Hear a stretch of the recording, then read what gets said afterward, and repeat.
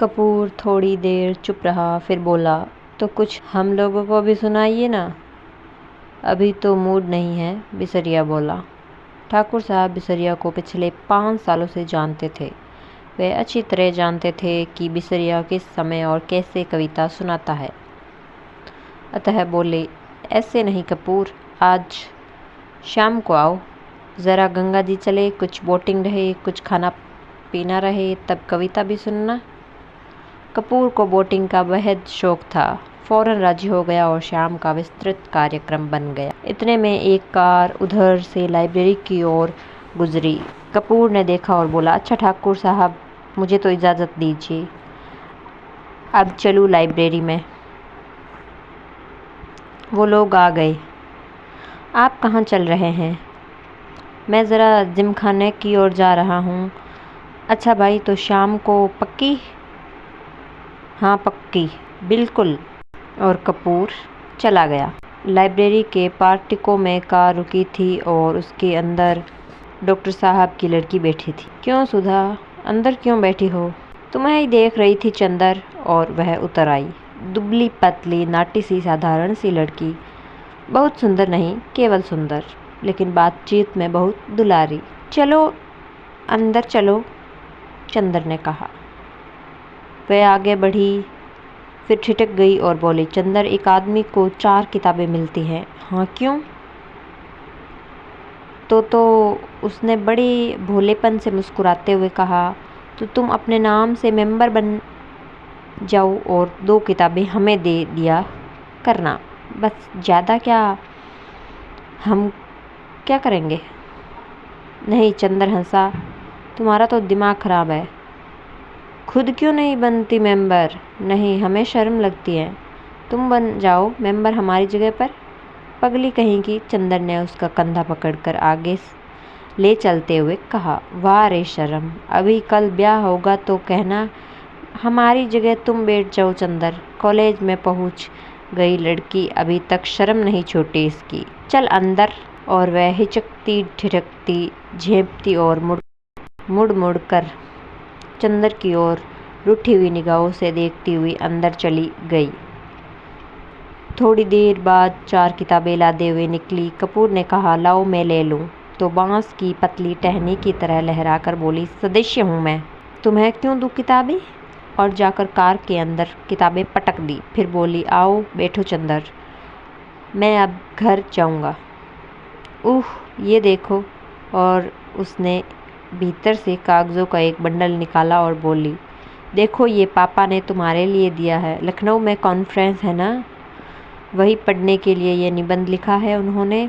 शाम तक ये टाइप हो जाना चाहिए। जहाँ संख्याएं हैं वहाँ खुद आपको बैठकर बोलना होगा। और पापा सुबह से ही कहीं गए हैं, समझे जनाब? उसने बिल्कुल अल्हड़ बच्चों की तरह गर्दन हिलाकर शोक स्वरों में कहा। कपूर ने बंडल ले लिया और कुछ सोचता हुआ बोला, लेकिन डॉक्टर साहब का हस्तलेख इतने पृष्ठ शाम तक कौन टाइप कर देगा? इसका भी इंतज़ाम है। और अपने ब्लाउज में से एक पत्र निकालकर चंदन के हाथ में देती हुई बोली, यह कोई पापा की पुरानी ईसाई छात्रा है, टाइपिस्ट। इसके घर पर मैं तुम्हें पहुंचा देती हूँ। मुखर्जी रोड पर रहती है ये, उसी के यहाँ टाइप करवा लेना और यह खत उसे दे देना। लेकिन अभी मैंने चाय नहीं पी है, समझ गए? अब तुम सोच रहे होंगे कि इसी बहाने सुधा तुम्हें चाय भी पिला देगी। सो मेरा काम नहीं है जो मैं तुम्हें चाय पिलाऊं, पापा का काम है। चलो आओ। चंदर जाकर भीतर बैठ गया और किताबें उठाकर देखने लगा। अरे, चारों की कविता की किताबें उठा लाई, समझ में आएगी तुम्हारे? क्यों सुधा? नहीं, चिढ़ाते हुए बोली, तुम कहो तुम्हें समझा दे। इकोनॉमिक्स पढ़ने वाले क्या जाने साहित्य। अरे मुखर्जी रोड पर ले चलो ड्राइवर, चंदर बोला। इधर कहाँ चल रहे हो? नहीं, पहले घर चलो, सुधा बोली। चाय पी लो तब जाना। नहीं, मैं चाय नहीं पीऊँगा, चंदर बोला। चाय नहीं पीऊँगा? वाह वाह। सुधा की हंसी में दूधिया बचपन छलक उठा। मुँह तो सूख कर गोभी हो रहा है, चाय नहीं पिएंगे? बंगला आया तो सुधा ने महाराज जिन से चाय बनाने के लिए कहा और चंदर को स्टडी रूम में बिठाकर प्याले निकालने के लिए चल दी। वैसे तो यह घर, यह परिवार चंदर कपूर को अपना चुका था। जब से वह अपनी माँ से झगड़कर प्रयाग भाग गया था पढ़ने के लिए, यहाँ आकर बीए में भर्ती हुआ था और कम खर्च के ख्याल से चौक में एक कमरा लेकर रहता था। तभी डॉक्टर शुक्ला उसके सीनियर टीचर थे और उसकी परिस्थितियों से अवगत थे। चंदर अंग्रेजी बहुत अच्छी थी और डॉक्टर शुक्ला उससे अक्सर छोटे छोटे लेख लिखवाकर पत्रिकाओं में भिजवाते थे। उन्होंने कई पत्रों के आर्थिक स्तंभ का काम चंदर को दिलवा दिया था और उसके बाद चंदर के लिए डॉक्टर शुक्ला का स्थान उस अपने संरक्षक और पिता से भी ज़्यादा हो गया था। चंदर शर्मीला लड़का था, बेहद शर्मीला। कभी उसने यूनिवर्सिटी के वजीफ़े के लिए भी कोशिश न की थी, लेकिन जब बीए में वह सारी यूनिवर्सिटी में प्रथम आया तब स्वयं इकोनॉमिक्स विभाग ने उसे यूनिवर्सिटी के आर्थिक प्रकाशनों का वेतनिक संपादक बना दिया। एमए में भी वह सर्वप्रथम आया और उसके बाद उसने रिसर्च ले ली। उसके बाद डॉक्टर शुक्ला यूनिवर्सिटी से हटकर ब्यूरो में चले गए थे। अगर सच पूछा जाए तो उसके सारे करियर का श्रेय डॉक्टर शुक्ला को है, जिन्होंने हमेशा उसकी हिम्मत बढ़ाई और उसको अपने लड़के से बढ़कर माना। अपनी सारी मदद के बावजूद डॉक्टर शुक्ला ने उससे इतना अपनापन बनाए रखा है कि धीरे धीरे चंदर सारी खैरियत को खो बैठा। यह उसे खुद ही नहीं मालूम। यह बंगला, इसके कमरे, इसके लॉन, इसकी किताबें, इसके निवासी, सभी कुछ जैसे उसके अपने थे और सभी का उससे जाने कितने जन्मों का संबंध था। और ये नन्ही दुबली पतली रंगीन चंद्र किरण सी सुधा, जब आज से वर्षों पहले यह 7वीं पास करके अपनी बुआ के पास से यहाँ आई थी, तब से लेकर आज तक कैसे वह चंदर की अपनी होती गई, इसे चंदर खुद नहीं जानता था। जब वह आई थी तब बहुत शर्मीली थी, बहुत भोली थी। 8वीं में पढ़ने के बावजूद वह खाना खाते वक्त रोती थी, मचलती थी तो अपनी कॉपी फाड़ डालती थी और जब तक डॉक्टर साहब उसे गोदी में बिठाकर नहीं मनाते वह स्कूल नहीं जाती थी। 3 बरस की अवस्था में ही उसकी माँ चल बसी थी और 10 साल तक वह अपनी बुआ के पास एक गांव में रही थी। अब 13 वर्ष की होने पर गांव वालों ने उसकी शादी पर जोर देना और शादी न होने पर गांव की औरतों ने हाथ नचाना और मुंह मटकाना शुरू किया तो डॉक्टर साहब ने उसे इलाहाबाद बुलाकर 8वीं में भर्ती करा दिया। जब वह आई थी तो आधी जंगली थी।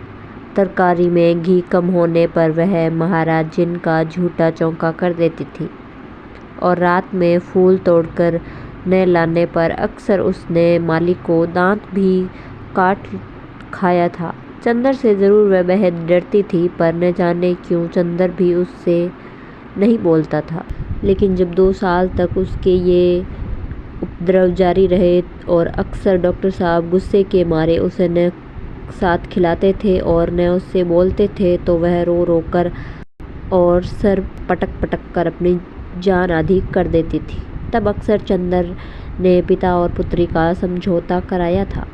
अक्सर सुधा को डांटा था, समझाया था और सुधा घर भर से अल्हड़ पुरवाई और विद्रोही की झोंके की तरह तोड़ फोड़ मचाती रहने वाली सुधा चंदर की आंख के इशारे पर सुबह की नसीम की तरह शांत हो जाती थी।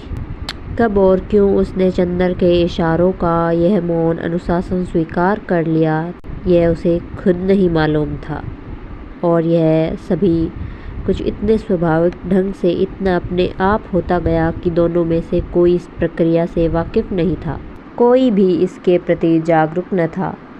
दोनों का एक दूसरे के प्रति अधिकार और आकर्षण इतना स्वाभाविक था जैसे शरद की पवित्रता और सुबह की रोशनी। और मज़ा तो यह था कि चंदर की शक्ल देखकर छिप जाने वाली सुधा इतनी ढीठ हो गई कि उसका सारा विद्रोह, सारी झुलझलाहट, मिजाज की सारी तेजी, सारा तीखापन और सारी लड़ाई झगड़ा सभी की तरफ से हटकर चंदर की ओर एकत्रित हो गया था। वह विद्रोहिनी अब शांत हो गई थी।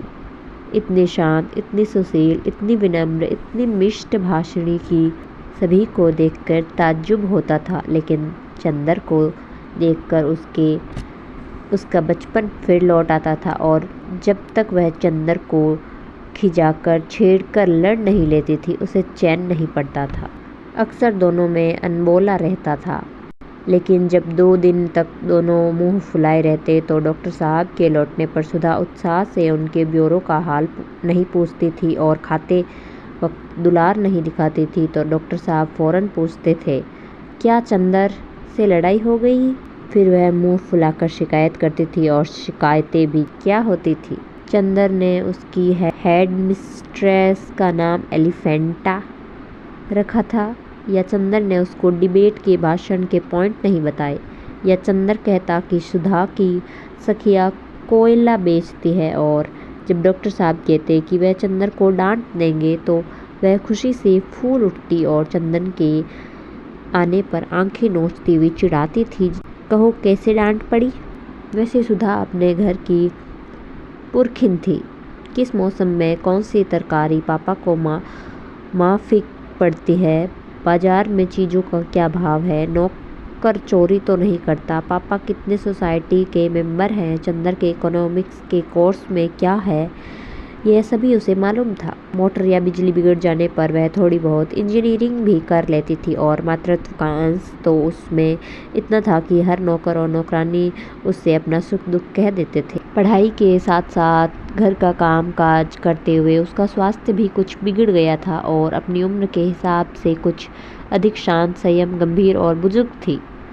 मगर अपने पापा और चंदर इन दोनों के सामने हमेशा उसका बचपन इटलाने लगता था। दोनों के सामने उसका हृदय उन्मुक्त था और स्नेह बाधाहीन। लेकिन हाँ, एक बात थी, उसे जितना स्नेह और स्नेह भरी फटकारे और स्वास्थ्य के प्रति चिंता अपने पापा से मिलती थी, वह सब बड़ी निस्वार्थ भाव से वह चंदर को डाल देती थी।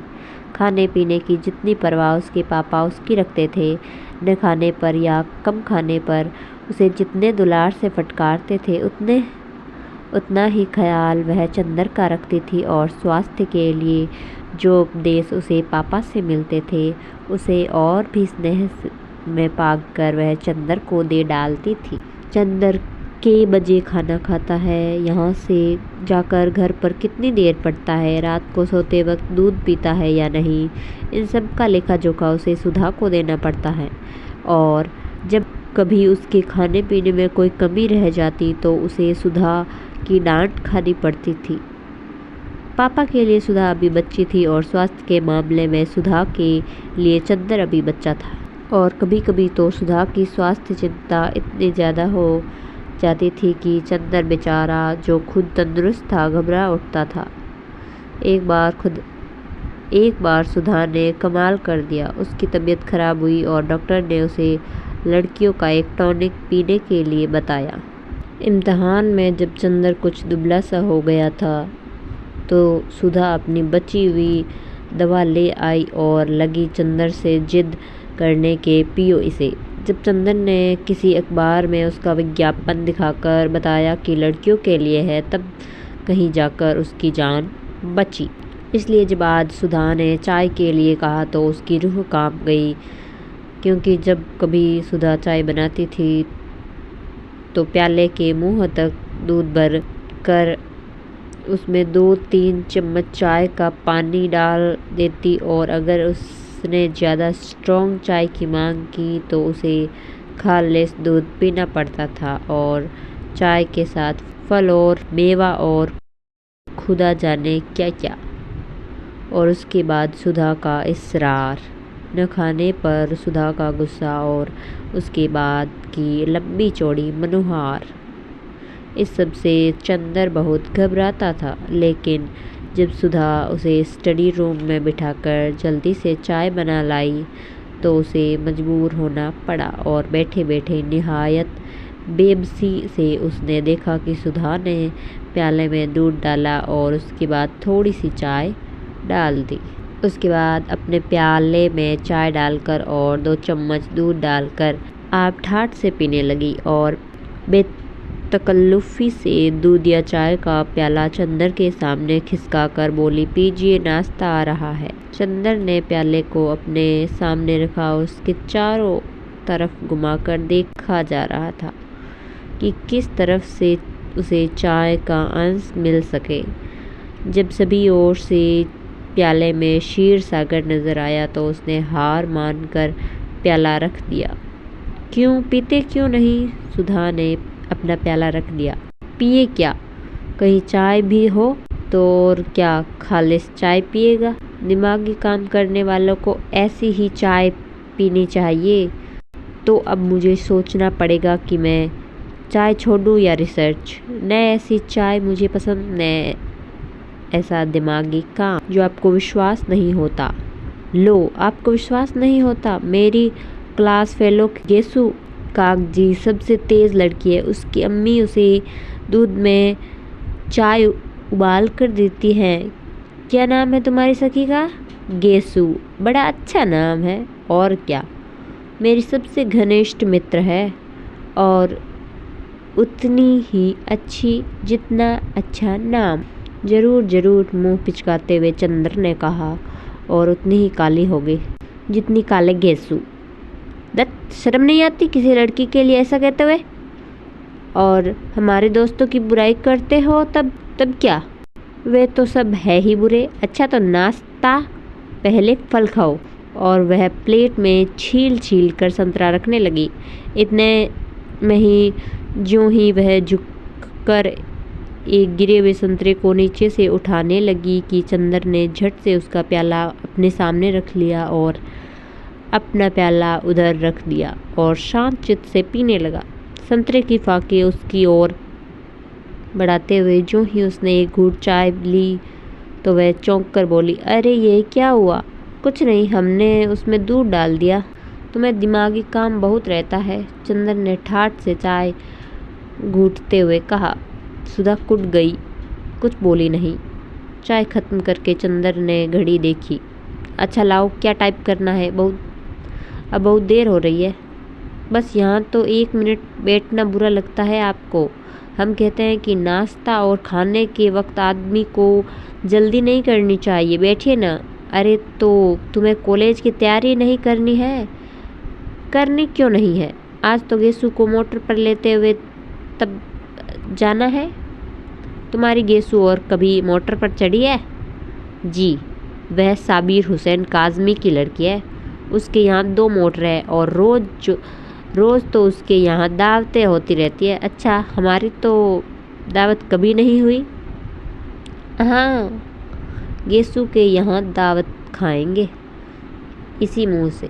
जनाब, उसकी शादी भी तय हो गई है, अगले जोड़ों तक शायद हो भी जाए। छी, बड़ी खराब लड़की हो। कहाँ रहता है तुम्हारा ध्यान? सुधा ने मजाक में पराजित कर बहुत विजय भरी मुस्कान से उसकी ओर देखा। चंदर ने झेप कर निगाहें नीचे कर ली तो सुधा पास आकर चंदन का कंधा पकड़कर बोली, अरे उदास हो गए? नहीं भैया, तुम्हारा भी ब्याह तय करेंगे, घबराते क्यों हो? और एक मोटी सी इकोनॉमिक्स की किताब उठाकर बोली, लो इस मुटकी से ब्याह कर लो। लो बातचीत कर लो, तब तक मैं निबंध ले आऊं टाइप करने वाला। चंदन ने खिसियाकर बड़ी जोर से सुधा का हाथ दबा दिया। हाय रे, सुधा ने हाथ छुड़ाकर मुंह बनाते हुए कहा, लो बाबा, हम जा रहे हैं, काहे बिगड़ रहे हैं आप? और वह चली गई। डॉक्टर साहब का लिखा हुआ निबंध उठा लाई और बोली, यह लो निबंध की पांडुलिपि है। उसके बाद चंदर की ओर बड़े दुलार से देखती हुई बोली, शाम को आओगे न? अच्छा, हम परेशान नहीं करेंगे, तुम चुपचाप पढ़ना। जब रात को पापा आ जाए तो उन्हें निबंध की प्रतिलिपि देकर चले जाना। नहीं, आज शाम को मेरी दावत है ठाकुर साहब के यहाँ, तो उसके बाद आ जाना। और देखो, अब फरवरी आ गई है, मास्टर ढूंढ दो हमें। नहीं, ये सब झूठी बात है, हम कल सुबह जाएंगे। अच्छा, तो सुबह जल्दी आना और देखो मास्टर लाना मत भूलना, ड्राइवर तुम्हें मुखर्जी रोड पर पहुंचा देगा। वह कार में बैठ गया और कार स्टार्ट हो गई। फिर सुधा ने पुकारा। वह उतरा। सुधा बोली, लो ये लिफाफा तो भूल ही गए थे, पापा ने लिख दिया है, उसे दे देना।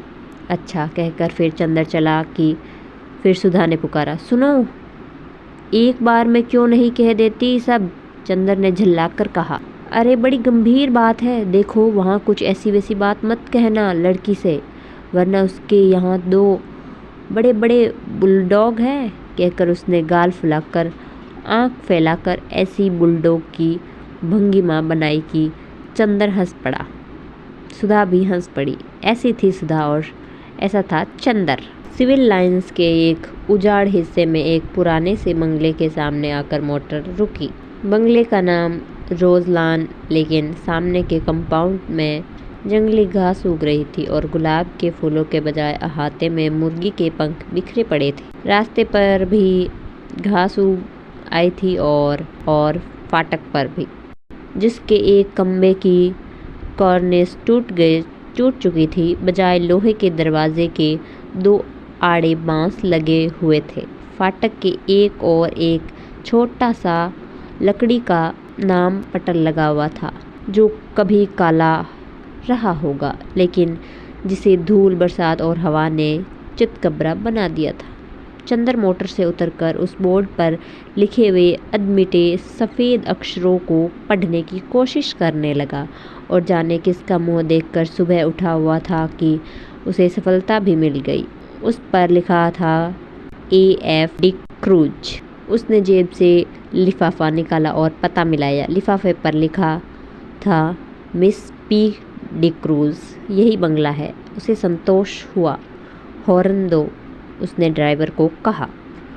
ड्राइवर ने हॉर्न दिया, लेकिन किसी का बाहर आना तो दूर, एक मुर्गा जो अहाते में कुड़कुड़ा रहा था, उसने मुड़कर बड़ी संदेह और त्रास से चंदर की ओर देखा और उसके बाद पंख फड़फड़ाते हुए, चीखते हुए जान छोड़कर भागा। बड़ा मनहूस बंगला है, यहाँ आदमी रहते हैं या प्रेत? कपूर ने उबकर कहा और ड्राइवर से बोला, जाओ तुम, हम अंदर जाकर देखते हैं।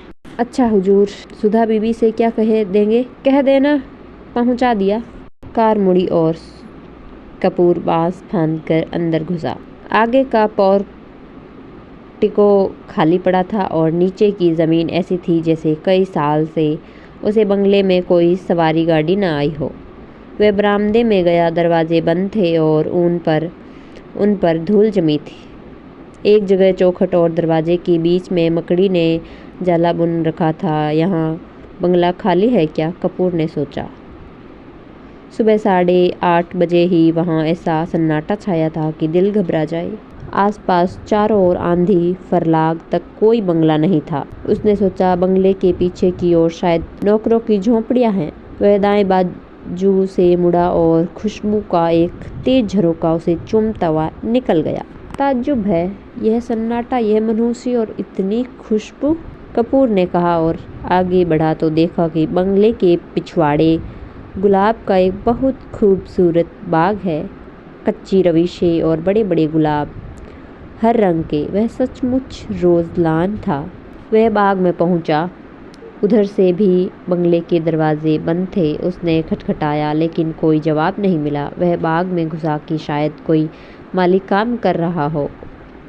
बीच बीच में ऊंचे ऊंचे जंगली चमेली के झाड़ थे और कहीं कहीं लोहे के छड़ों के कटघरे।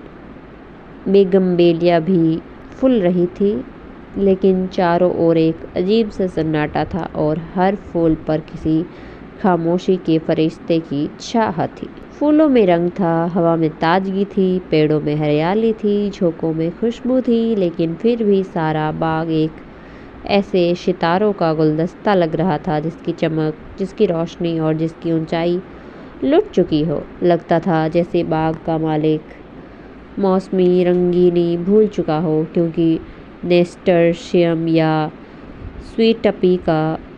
स्वीटपी या फ्लाकस कोई भी मौसमी फूल न था। सिर्फ गुलाब थे और जंगली चमेली थी और बेगमबेलिया थी, जो सालों पहले बोए गए थे। उसके बाद उन्हीं की कांट छांट पर बाग चल रहा था। बागबानी में कोई नवीनता और मौसम का उल्लास न था। चंदर फूलों का बेहद शौकीन था। सुबह घूमने के लिए उसने दरिया किनारे के बजाय अल्फ्रेड पार्क चुना था, क्योंकि पानी की लहरों की बजाय उसे फूलों के बाग के रंग और सौरभ की लहरों से बेहद प्यार था, और उसे दूसरा शौक था कि फूलों के पौधों के पास से गुजरते हुए हर फूल को समझने की कोशिश करना। अपनी नाजुक टहनियों पर हंसते मुस्कुराते हुए ये फूल अपने रंगों की बोली में आदमी से जिंदगी का जाने कौन सा राज कहना चाहते हैं, और ऐसा लगता है कि जैसे हर फूल के पास अपना व्यक्तिगत संदेश है, जिसे वे अपने दिल की पंखुड़ियाँ आहिस्ते से सहेजे कर रखे हुए हैं कि कोई सुनने वाला मिले और वह अपनी दास्तां कह जाए। पौधे की ऊपरी फुनगी पर मुस्कराता हुआ आसमान की तरफ मुँह किए हुए यह गुलाब, जो रात भर सितारों की मुस्कुराहट चुपचाप पीता रहा है, यह अपने मोतियों पंखुड़ियों के होठों से जाने क्यों खिलखिलाता ही जा रहा है। जाने इसे कौन सा रहस्य मिल गया है, और वह एक नीचे वाली टहनी में आधा झुका हुआ गुलाब, झुकी हुई पलकों सी पंखुड़ियाँ और दोहरे मखमली तार सी उसकी डंडी। यह गुलाब जाने क्यों उदास है, और यह दुबली पतली नाजुक सी कली जो बहुत सावधानी से हरा आंचल लपटे हैं और प्रथम ज्ञात यौवन की तरह लाज में जो सिमटी ही चली जा रही है, लेकिन जिसके यौवन की गुलाबी लपटें साथ हरे पर्दों से झलकती ही पड़ती है, और फारस के शहजादे जैसा शान से खिला हुआ पीला गुलाब उस पीले गुलाब के पास जाकर चंदर रुक गया और झुककर देखने लगा। कार्तिक पूर्णिमा के चांद से झरने वाले अमृत को पीने के लिए व्याकुल किसी सुकुमार भावुक परी की फैली हुई अंजलि के बराबर बड़ा सा वह फूल जिसे रोशनी बिखेर रहा था। बेगमबेलिया के कुंज से छनकर आने वाली तोता पंखी धूप ने जैसे उस पर धान पान की तरह खुशनुमा हरियाली बिखेर दी थी। चंदर ने सोचा उसे तोड़ ले, लेकिन हिम्मत न बढ़ी। वह झुका कि उसे सूंघने के इरादे से उसने हाथ बढ़ाया ही था कि किसी ने पीछे से गरज कर कहा, here you are, I have caught red headed today. यह तुम हो, आज तुम्हें मौके पर पकड़ पाया हूँ। और उसके बाद किसी ने अपने दोनों हाथों में जकड़ लिया और उसकी गर्दन पर सवार हो गया। वह उछल पड़ा और अपने को छुड़ाने की कोशिश करने लगा। पहले तो वह कुछ समझ नहीं पाया। अजब रहस्यमय है ये बंगला। एक अव्यक्त भय और एक सिहरन में उसके हाथ पांव ढीले हो गए, लेकिन उसने हिम्मत करके अपना एक हाथ छुड़ा लिया और मुड़कर देखा तो एक बहुत कमज़ोर बीमार सा पीली आंखों वाला गोरा उसे पकड़े हुए था। चंदर के दूसरे हाथ को फिर पकड़ने की कोशिश करता हुआ वह हांफता हुआ बोला अंग्रेजी में, रोज़ रोज़ यहाँ के फूल गायब होते थे। मैं कहता था कौन ले जाता है। वह हाँफता जा रहा था। आज मैंने पकड़ा तुम्हें। रोज चुपके से चले जाते थे। वह चंदर को कसकर पकड़े था, लेकिन उस बीमार गोरे की सांस से जिसे छूटी जा रही थी। चंदर ने उसे झटका देकर धकेल दिया और डांट कर बोला, क्या मतलब है तुम्हारा? पागल है क्या? खबरदार जो हाथ बढ़ाया अभी ढेर कर दूंगा तुझे, गोरा सुअर। और उसने अपनी आस्तीनें चढ़ाई। वह धक्के से गिर गया। धूल झाड़ते उठ बैठा और बड़ी ही रोनी आवाज़ में बोला, कितना जुल्म है। मेरे फूल भी तुम चुरा ले गए और मुझे इतना हक भी नहीं कि तुम्हें धमकाऊं। अब तुम मुझसे लड़ोगे। तुम जवान हो, मैं बूढ़ा हूँ। हाय रे मैं। और सचमुच वह जैसे रोने लगा हो। चंदर ने उसका रोना देखा और उसका सारा गुस्सा हवा हो गया और हंसी रोक कर बोला, गलतफहमी है जनाब। मैं बहुत दूर रहता हूँ। मैं चिट्ठी देकर मिस डी क्रूज से मिलने आया था। उसका रोना नहीं रुका। तुम बहाना बनाते हो और अगर मैं विश्वास नहीं करता तो तुम मारने की धमकी देते हो। अगर मैं कमज़ोर न होता तो तुम्हें पीस कर खा जाता और तुम्हारी खोपड़ी कुचल कर फेंक देता, जैसे तुमने मेरे फूल फेंके होंगे। फिर तुमने गाली दी, मैं उठाकर तुम्हें अभी नाले में फेंक दूंगा। अरे बाप रे, दौड़ो दौड़ो, मुझे मार डाला पॉपी, टॉमी, अरे दोनों कुत्ते मर गए। उसने डर के मारे चीखना शुरू किया। क्या है बर्टी, क्यों चिल्ला रहे हो? बाथरूम के अंदर से किसी ने चिल्लाकर कहा। अरे मार डाला इसने, दौड़ो दौड़ो। झटके से बाथरूम का दरवाज़ा खुला। बेधड़ी गाउन पहने हुए एक लड़की दौड़ती हुई आई और चंदर को देखकर रुक गई। क्या है? उसने डांट कर पूछा। कुछ नहीं, शायद पागल मालूम होता है। ज़बान संभाल कर बोलो, वह मेरा भाई है। ओह, कोई भी? मैं मिस डिक्रूज से मिलने आया था। मैंने आवाज़ दी तो कोई नहीं बोला। मैं बाग में घूमने लगा, इतने में इसने मेरी गर्दन पकड़ ली। यह बीमार और कमज़ोर है, वरना अभी गर्दन दबा देता। गोरा उस लड़की के आते ही फिर तनक कर खड़ा हो गया और दांत पीस कर बोला, अरे मैं तुम्हारे दांत तोड़ दूंगा। बदमाश कहीं का चुपके आया और गुलाब तोड़ने लगा। मैं चमेली के झाड़ के पीछे छिपा देख रहा था। अभी मैं पुलिस बुलाती हूँ, तुम देखते रहो बर्टी, इसे मैं फ़ोन करती हूँ। लड़की ने डांटते हुए कहा। अरे भाई, मैं मिस डिक्रूज से मिलने आया हूँ। मैं तुम्हें नहीं जानती, झूठा कहीं का। मैं मिस डिक्रूज हूँ। देखिए तो यह खत। लड़की ने खत खोला और पढ़ा और एकदम उसने आवाज़ बदल दी। छी बर्टी, तुम किसी दिन पागल खाने जाओगे। आपको डॉक्टर शुक्ला ने भेजा है। तुम तो मुझे बदनाम करा डालोगे।